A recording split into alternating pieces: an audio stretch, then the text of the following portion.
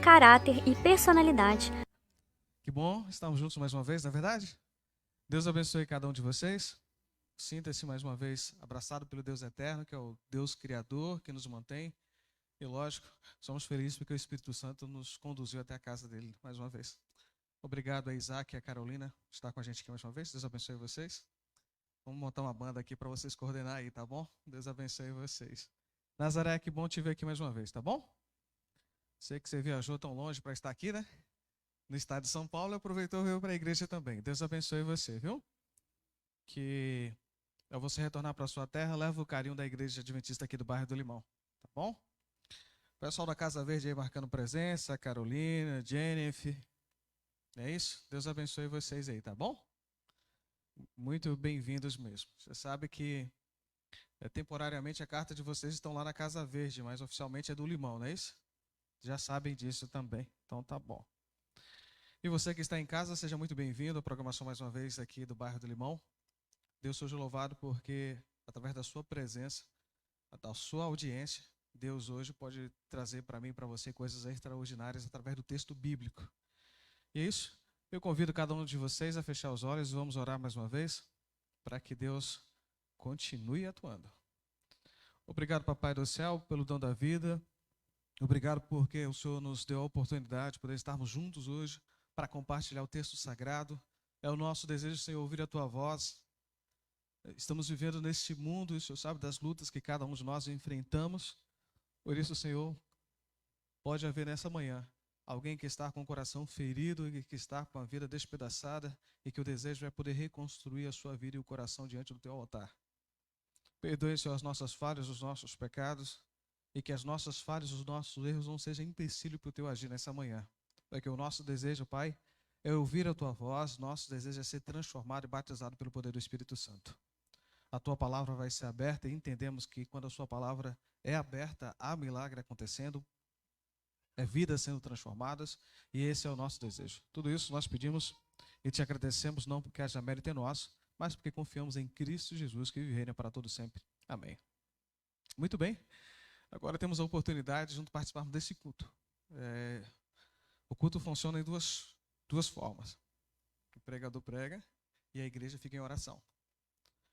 Que você possa continuar orando para que o Espírito Santo possa falar ao nosso coração e assim causar mudança em nossas vidas. Nós não podemos sair da mesma forma que entramos da igreja.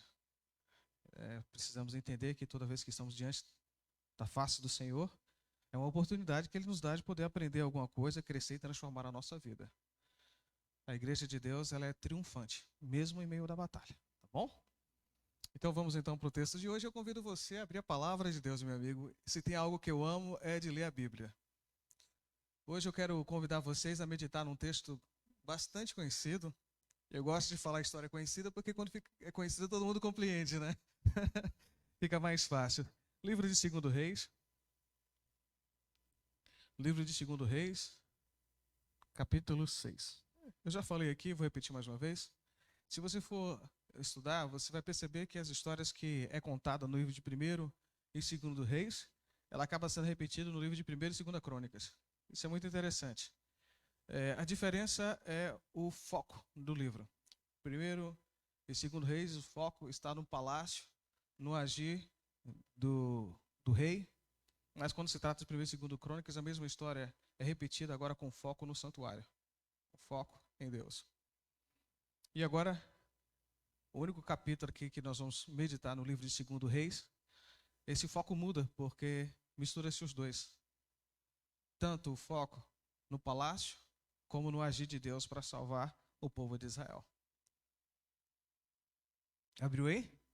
2º Reis, capítulo 6. Deixa a sua Bíblia aberta aí. E me permita contar algo para você. Toda vez que eu falo para você o reino de Israel, eu quero poder contextualizar vocês dentro dessa história aqui agora. Quando eu falo reino de Israel, não falo mais Jerusalém, tá bom? Quando eu falo reino de Israel, eu me refiro agora às 10 tribos que foram divididas, tendo a capital em Samaria. E quando eu falo reino do sul, você já entende que é o reino de Judá, capital em Jerusalém. Tá bom? Hoje, se eu falar Jerusalém, você sabe que as 10 tribos não existem mais. Ou seja, o reino do norte não existe. Existe apenas agora Israel, conhecido como Israel moderno, com capital em Jerusalém. Mas agora, o contexto histórico que eu estou convidando vocês aqui a acompanhar no texto bíblico está no Reino do Norte, em especial na cidade de Telo-Dotã. E aí, eu quero convidar vocês a viajar no tempo e imaginar no ano de 850 anos de Cristo, na cidade de Dotã. Ali o sol já se inclina e as pessoas já se preparam para dormir. Naquele momento, quem sabe, as famílias se reúnem para agradecer a Deus por mais um dia que teve, sem perceber que algo iria mudar para sempre a história de algumas pessoas ali naquela cidade. Eles se preparam para dormir. E aí, eu não sei se vocês sabem, mas nesse período aqui, ainda hoje, no Oriente, as pessoas têm o hábito de dormir cedo. Escureceu, já está se providenciando para dormir. E isso faz com que muitos deles despertem muito cedo, ou seja, o dia já amanheceu, eles já estão em pé, já estão realizando suas tarefas. Cidade de Dotã, uma casa em especial, as pessoas apagam as suas luzes e vão dormir. Quando o dia amanhece, algo extraordinário acontece, diferente do que tinha acontecido na noite anterior. Quando o sol amanhece, um jovem abre a porta da sua casa, abre a janela e olha para aquelas colinas que ali está. Mas nesse momento em que ele olha para as colinas, algo extraordinário acontece. A cidade está cercada por carros, cavaleiros e uma grandes tropas do exército da Síria. E aí surge então, dentro desse contexto, uma frase muito interessante: que faremos? É o título do sermão de hoje. Que faremos? Vamos então, aí no livro de 2 Reis, eu quero convidar você a ler um pouco dessa história no capítulo 15. Diz assim, ó: tendo se levantado muito cedo o moço do homem de Deus, e saindo eis que tropas, plural, cavalos, plural, e carros, plural, havia cercado a cidade. Então o seu moço disse: ai, meu senhor, que faremos? E aí vem a resposta, no versículo 16. Ele respondeu: não temas, porque mais são os que estão conosco do que os que estão com eles. Amém? Para você entender essa história aqui, nesse período quem estava reinando aqui em Israel era Jorão, um dos descendentes de Acabe. Acabe, com desejo de exercer seu poder, entra numa luta e é assassinado pelo rei da Síria chamado Ben-Hadad II. Nesse momento, conflitos passam a ser constantes entre Síria e Israel, Reino do Norte. Mas, quando não havia guerras diretamente envolvendo as duas nações, havia ataques separados pelo rei da Síria. E aí ele conseguia conquistar território em Israel. Mais uma vez, a Síria agora estava prevalecendo sobre Israel. E aí, Ben-Hadad, segundo ele, tinha agora um desejo de matar o rei. E para isso, ele juntou o seu grupo de inteligência para que eles pudessem assassinar o rei de surpresa, dentro de uma emboscada. Junta então o seu exército, a tropa ali de inteligência, eles decidem que a tropa ia atacar em um lado de Samaria para que pudesse pegar o rei de surpresa. Nesse momento eles preparavam tudo para que pudesse fazer um ataque certeiro. Porque você sabe, uma vez que mobiliza a tropa e tudo mais, há um custo, porque tem que levar esse exército de um local para outro. E aí, o homem de Deus, que é chamado Eliseu, chega para o rei e fala assim: não desce ali, porque se você for para lá, os sírios vão te atacar. E nesse momento, o rei fala assim: nossa, mas como é que pode? Como é que Eliseu sabe disso? Ele envia alguns homens e percebe que de fato o acampamento estava montado, o acampamento dos sírios estava montado num lugar estratégico, que se não fosse a intervenção de Deus, o rei cairia, seria assassinado. Isso aconteceu várias e várias vezes. E intrigado, Ben-Hadad II reúne agora a sua tropa ali de inteligência e fala assim: algum de vocês é o traidor aqui, vocês estão passando informação para Israel. Algum de vocês aqui. E eu quero saber quem é. Nesse momento, os pessoas que estavam ali reunidos falaram assim, um dos servos do rei falou assim: rei, não há ninguém aqui que não seja leal a você. Mas Eliseu, profeta de Deus que está em Israel, faz saber o rei as palavras que você fala na sua câmara de dormir. E o rei agora fica interessado agora não mais em atacar o rei Jorão, matar ele, mas matar Eliseu. Porque todos os seus ataques tinham sido frustrados diante do ataque, da presença de Eliseu, porque Eliseu sabia exatamente o que eles iriam fazer e assim anunciava ao rei. Isso aconteceu, não foi uma, não foi duas, foram várias vezes. Isso aconteceu. E eu quero dizer para vocês aqui, a gente vamos sempre refletindo nesses detalhes. Jorão não era um rei fiel a Deus. Jorão não era um rei fiel a Deus, aquele rei temente. Mas ele fazia parte do povo remanescente de Deus. Ele fazia parte do povo escolhido de Deus. Portanto, sempre foi e sempre será o desejo de Deus defender qualquer um dos filhos dele. Às vezes, quando eu estou pregando, eu gosto de pensar que existem pessoas que estão distantes do convívio, do relacionamento, da comunhão pessoal com Deus. Mas são pessoas que ainda estão vendo o agir de Deus na vida delas. Sabe por quê? Porque Deus espera fazer que, através de você, Ele seja exaltado na vida dos seus familiares, dos seus amigos e dos seus vizinhos. O universo olha para mim e para você com a expectativa de que nós possamos fazer o que é correto, mesmo que não tenha ninguém olhando para nós. Deus, portanto, preserva o rei, porque ele sabe que Israel tem dono. E esse dono é Jesus Cristo, esse dono é Deus. E aí, nesse momento, o rei busca saber onde que Eliseu está morando, para que ele possa fazer um ataque surpresa nesse local e acabar com o profeta Eliseu. Nesse momento, o rei descobre que Eliseu está na cidade de Dotã, 17 quilômetros de Samaria. Uma cidade que fica fácil de ser atacada porque fica numa rota, num círculo, numa estrada de comerciantes.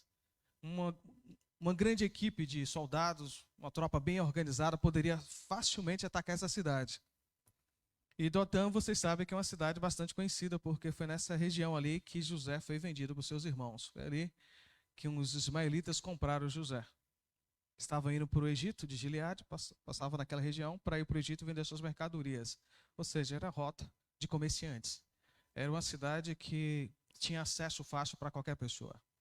E aí o rei agora da Síria, juntamente com o seu grupo de pessoas, monta um plano para que Eliseu seja surpreendido diante desse ataque. A história conta que durante toda aquela noite, os homens de inteligência do rei Ben-Hadad percorreram até alcançar a cidade de Dotã, cercaram a cidade, estavam esperando o dia amanhecer para atacar de surpresa a cidade. Naquele momento, algo interessante acontece. Esse jovem do homem de Deus abre a janela e quando olha para os montes, carros e cavaleiros estavam por toda parte. Naquele momento, ele fala: "Ah, meu Senhor, que faremos?" E essa é uma pergunta que eu escuto bastante. O que eu farei?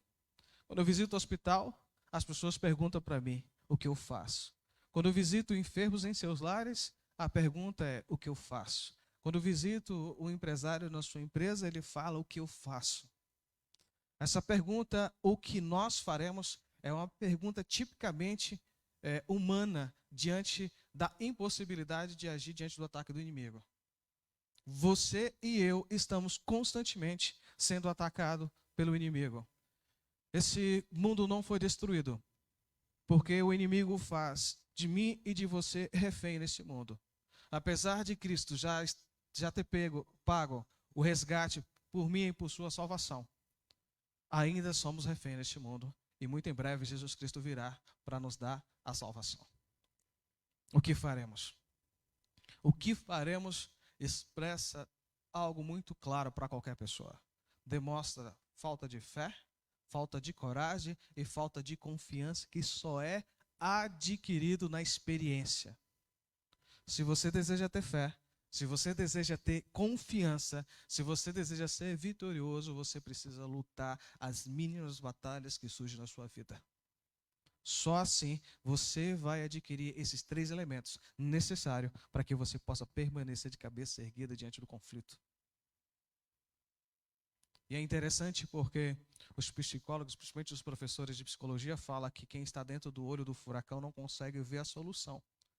Só quem está fora consegue. Mas isso não é realidade dentro do texto sagrado.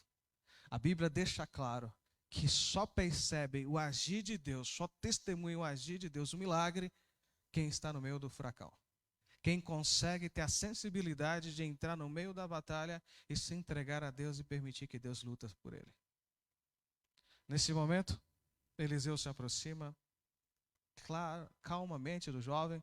E aí, há uma dica de sucesso que eu quero dar agora. A primeira dica de sucesso é: em meio ao conflito que surge na sua vida, tenha em mente as promessas de Deus para você.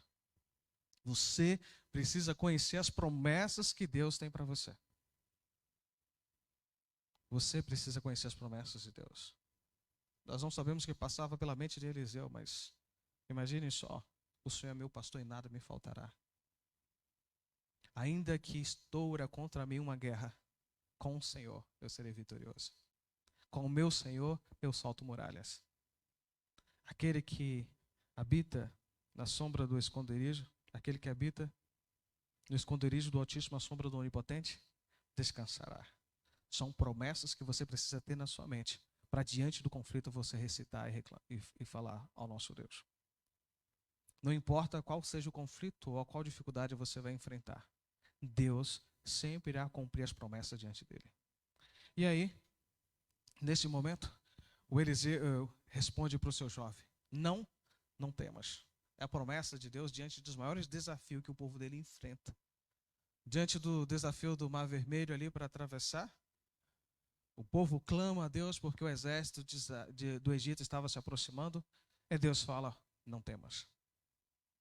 Não temas. Jerusalém estava cercado pelo rei da Síria. O rei Ezequiel vira para o seu povo e fala: não temas, porque a confiança em Deus é tremenda. Não temas. Não temas é a certeza, é a convicção de que aquele que decidiu defender e salvar você não vai te desamparar. Essa é a certeza dele. E aí vem a frase: porque mais são os que estão conosco. Mais são os que estão conosco. Não importa se você está, nesse momento, abandonado, sozinho. Se o que você faz não tem ninguém para te ajudar, não importa. Se você estar com Deus, você sempre será mais em meio à minoria. Não importa. Se você está com Deus, você sempre será mais com Deus. Isso é uma convicção muito grande. Eu sei que talvez muitos aqui não passaram por essa dificuldade. Mas quem já passou por falta de alimento sabe que quando tem pouco alimento, subitamente aparece bastante gente na sua casa e ele faz a oração: Senhor, obrigado pelo esse alimento. É o que temos para hoje. Te pedimos que o Senhor venha abençoar e vamos repartir. E acaba sobrando. Acaba sobrando. E há muitos casos em que pessoas têm muita comida, agradecem a Deus, tem pouca gente, ainda fica faltando. Deus, ele tem um hábito de multiplicar na vida dos seus. Deus tem o hábito de multiplicar mais na sua vida. Se você deseja felicidade, Deus tem mais para te dar. Se você deseja força para vencer, Deus tem mais para te dar. Você precisa ter esse relacionamento com Deus. O Espírito para você deixar algo muito claro, e são essas promessas que nós nos agarramos. E aí é algo muito interessante que diz assim: olha, não temas porque mais são os que estão conosco do que os que estão com eles. As maiores forças que o mundo possa levantar contra os filhos de Deus se tornam em nada, porque Deus luta por eles. Se possível for, os anjos de Deus vêm até você para segurar na tua mão e te puxar. Foi o que aconteceu com Ló. Ele, suas filhas e sua esposa, anjos, seguraram até o momento que não dava mais, até o momento que puxaram ele pelas mãos e falaram: vamos, porque vai ser destruído. Nesse momento, ele faz uma oração muito especial. E agora aqui eu quero demorar um pouco mais. Ele pede para que Deus agora abra os olhos desse moço para que ele possa contemplar o que Eliseu estava vendo. É nesse momento a oração é ouvida e atendida.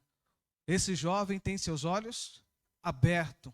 E quando os olhos dele é abertos, ele olha para o mesmo lugar onde que ele via os inimigos ali, ele consegue ver carros, cavalos e anjos cercando Eliseu e todo o acampamento. Nesse momento, ele tem a visão que os olhos físicos não conseguem ver. E aí eu quero dizer para você algo que eu quero que você guarde no seu coração. Não esqueça o sermão não, mas isso aqui grave no seu coração. Grave no seu coração. Se você quer ter uma vida de propósito na igreja, se você quer entrar e sair daqui do culto, você precisa ter os olhos abertos por Deus. Porque você vai entrar e sentar e vai ver apenas o que os olhos físicos vê. Sua vida se torna sem graça. Você vai sentar aqui e vai falar, nossa, aquele pregador, não gostei, vou embora. Ah, aquela irmã está olhando atravessada para mim, ah, meu sapato está furado, não vou entrar na igreja. Ah, minha roupa não combina com isso. Porque você esquece que o seu encontro aqui não é com o homem, mas é com Deus. Você esquece que a sua adoração aqui faz parte da adoração do céu, porque anjos louvam com você quando você está cantando. Nós precisamos ter os nossos olhos abertos. E se Deus não abrir seu olho, você vai passar a sua vida inteira na igreja como cego. Sabe? Criticando as pessoas, falando mal das pessoas, não agindo, não trabalhando para Deus. Sabe por quê? Porque seu olho ainda se limita no que é terreno.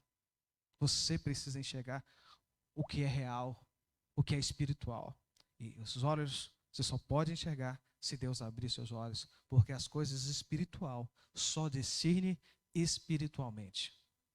Esse jovem que não tem o nome dele aqui mencionado na Bíblia é algo extraordinário, sabe por quê? Porque mesmo que o nome dele não é citado na Bíblia, ele tem essa história mencionada e registrada de forma positiva para ele. Diferente de Geazi. Você sabe quem era Geazi? O jovem que andava com Eliseu e que desejou a riqueza do comandante da Síria. Ela lembra que estava com lepra?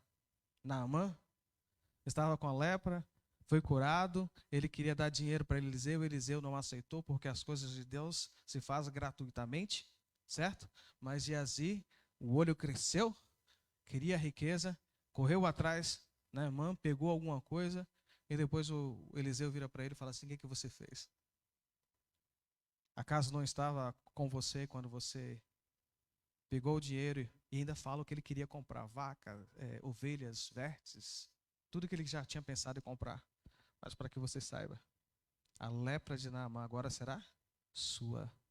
A partir desse momento, Geazi perde a oportunidade de ter o maior encontro com Deus e viver uma vida de propósito como qualquer cristão deve viver. Sabe por quê? Porque o seu prazer estava em coisas transitórias dessa vida.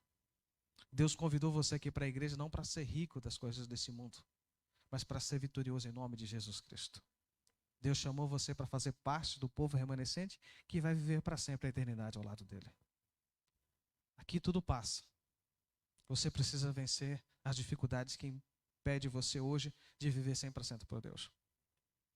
Eu visito várias pessoas, vários irmãos, e nunca na minha vida você vai ver eu julgando o erro que você comete, porque isso não compete a mim, mas você precisa se colocar na mão de Deus. E eu quero dizer aqui algo importante. Eu não sei qual dificuldade você está tendo em ter um relacionamento claro com Deus, mas busca corrigir o seu relacionamento com Deus, se coloque na mão dele. Quando você não tiver mais força para vencer, fala assim, eu não consigo, e deixa que Deus faça a transformação em você.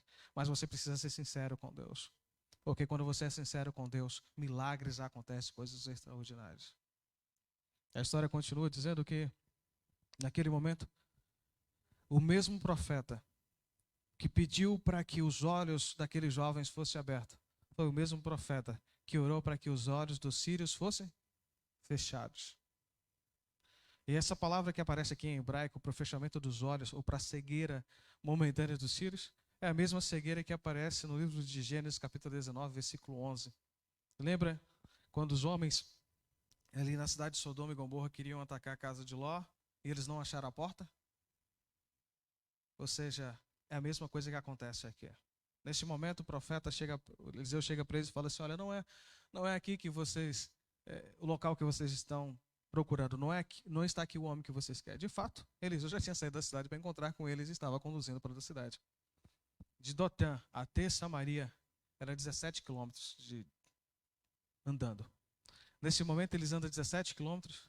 Imagine só agora vocês, esse monte de soldado entrando em Samaria, sendo conduzido agora pelo profeta Eliseu. Eliseu agora pede para os soldados para abrir o portão da cidade e eles entram. Imagine o que passa pela mente desses profetas, desses soldados, porque o que eles não conseguiam fazer em capturar esses homens, esses soldados da Síria, Eliseu anda agora tranquilamente com esses homens e entra na cidade.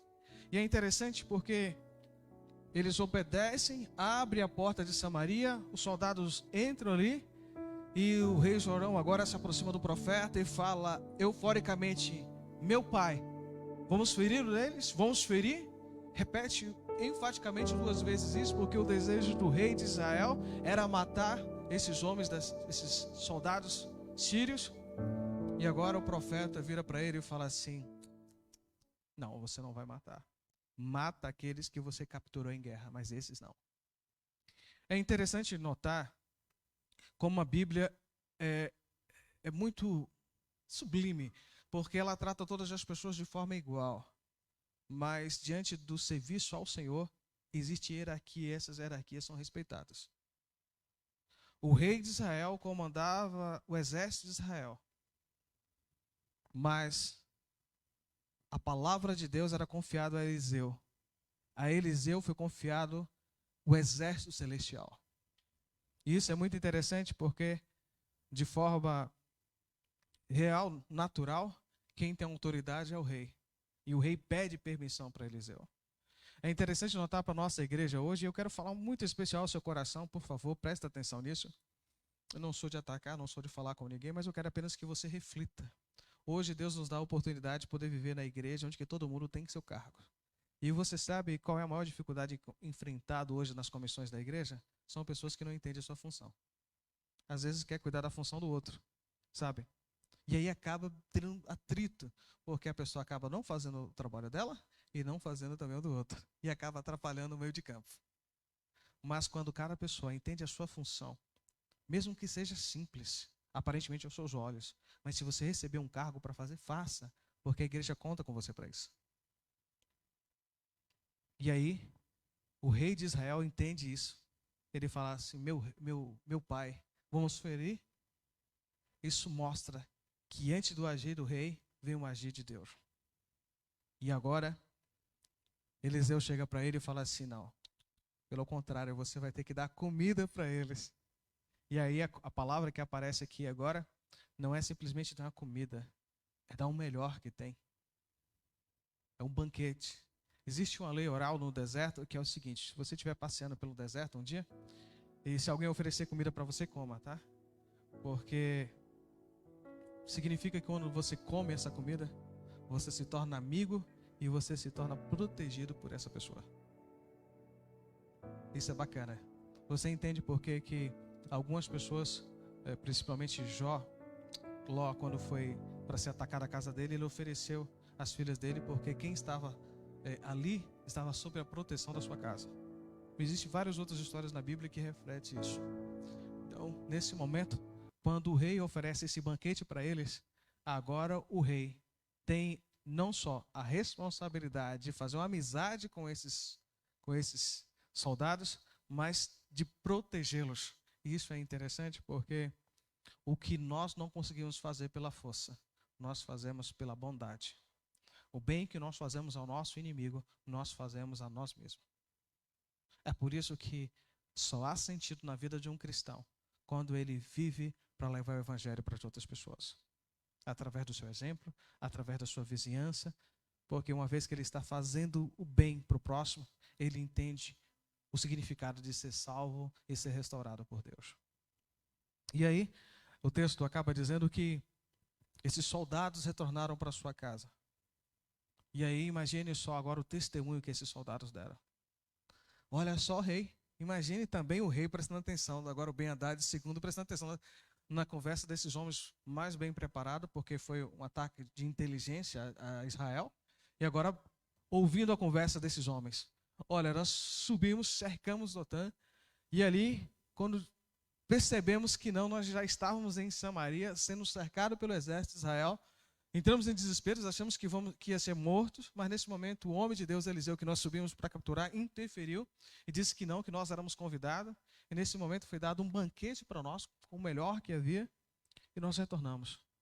E aí o rei da Síria entendeu, porque uma vez que os soldados dele comeu com o rei de Israel, uma aliança militar acabava de ser feita.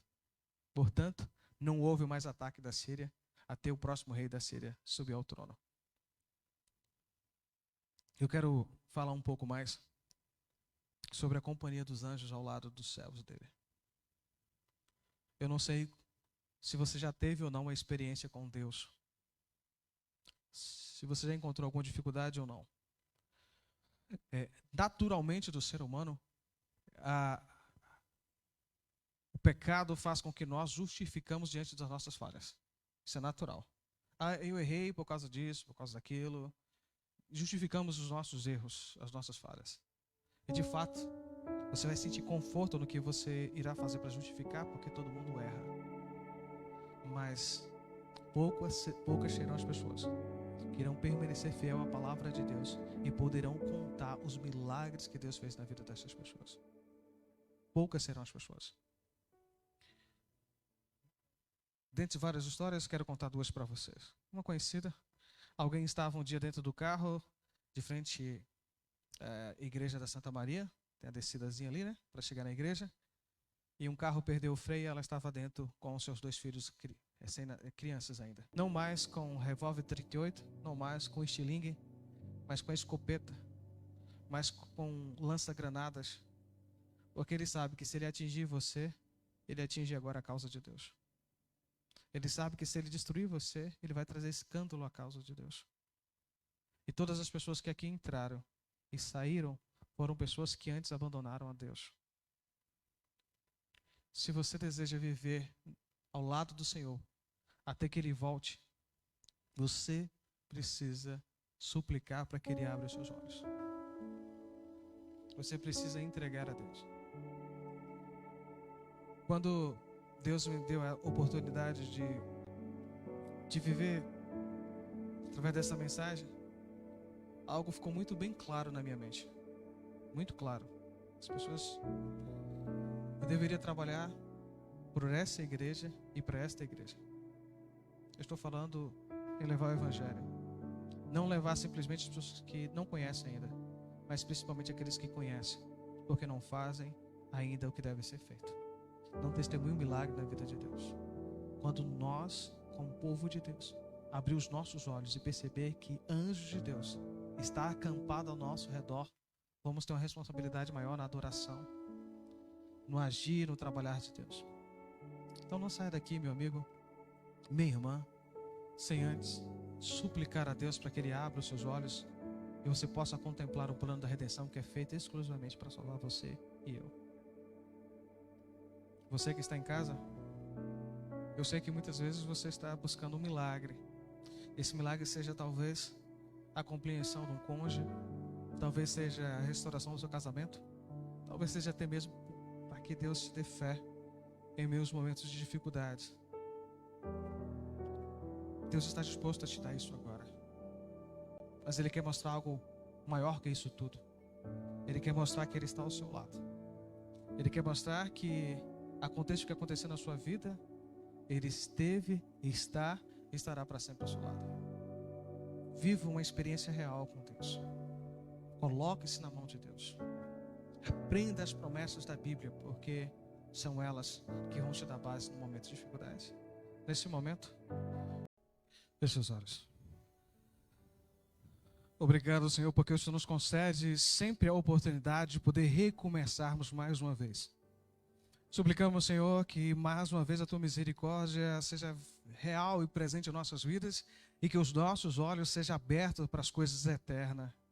Senhor, quando nós abrimos nossos olhos para Ti, entendemos que milagres extraordinários irão acontecer. Por favor, Senhor, nos transformas com o Teu poder. Continua agindo na vida do Teu povo. Se alguém nesse momento está buscando estrutura, força para permanecer em pé diante do grande conflito, que nesse momento ele possa sentir os Teus anjos ao redor de cada um de nós. Obrigado por essa igreja, Senhor. Obrigado porque existem pessoas que amam a Tua causa.